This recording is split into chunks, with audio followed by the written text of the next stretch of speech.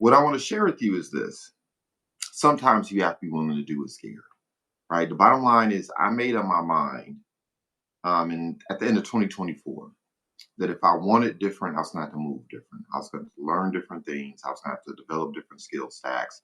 I couldn't just simply rely upon my experience anymore and do the things that were simply comfortable, right? And when I came to that conclusion, or really, I wouldn't say I came to that conclusion. I've always known this. When I committed to the process, right, of looking at what my goals were and reverse engineering it, I said to myself, the Juwan Buford that exists today has become a different Juwan Buford to achieve those things. And why am I sharing this with you? Because here's the thing. There's so many classes and courses, and I'm not knocking people, right? But there's so many classes and courses. There's so many books on the how-tos. There's so many seminars you can take. There's only so many workshops you can attend. There's only so many videos, if you will, that you can watch. Motivational, instructional, inspirational, et cetera, et cetera, et cetera. There's only so much of that stuff you can consume. But at some point, you have to do it scared. You have to be willing to do it scared. Because let me tell you, there's no secret formula. Like there are habits, right?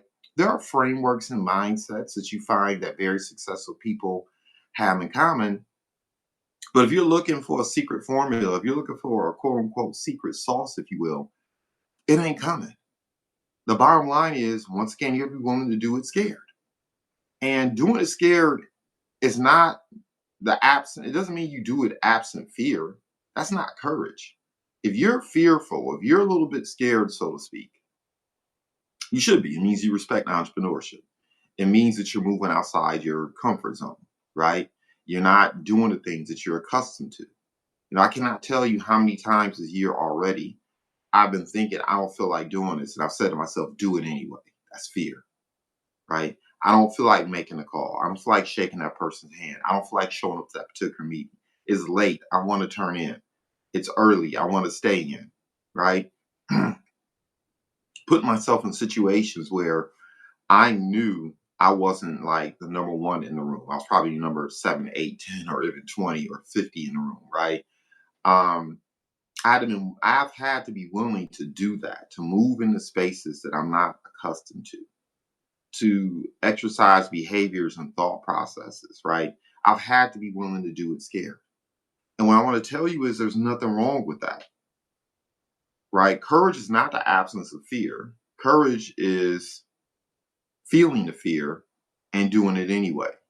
So you're going to see a lot of individuals who oftentimes tell you that, look, you shouldn't be fearful. You need to be like on 10, unabashed, savage all the time. Once again, you can be savage and still have a little bit of skill. You can have respect for the fact that you're getting ready to embark upon a huge endeavor, something that's bigger than you.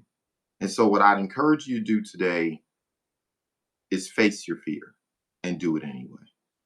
Yeah, once again, I know I'm being a little bit redundant, but I'm going to say it.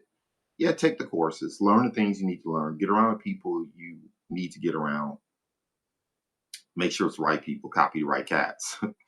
Read the books you need to read. Don't stop pouring into yourself. But at some point, you got to draw the line in the sand and do it scared and do it anyway. So I hope it serves you this morning. Everyone have a fantastic day. I celebrate success in advance.